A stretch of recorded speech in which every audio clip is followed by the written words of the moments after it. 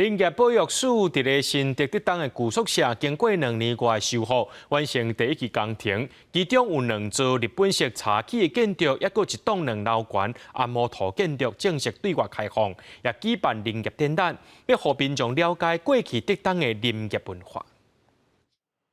林业是竹东地区永过4大产业之一，后来因为时代改变，当地茶产业则渐渐消失。不过，物流落来不少日本式的宿舍，经过2栋外的修复，最近重新对外开放。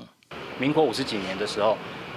政府鼓励大家1人1坑的活动，因为要反空。那我们可以看一下，它里面还保存的还蛮好的哦。你看，你看，其实前几天也还有下雨，可是你看它里面还是很干燥，那大概就可以躲2个人左右。然后我们发现说，整个园区这个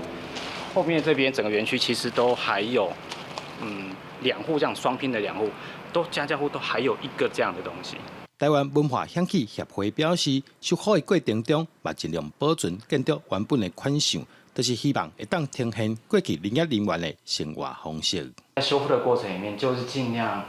团队是尽量保持一些原件，然后可以用的、可以保存的，就尽量保存下来。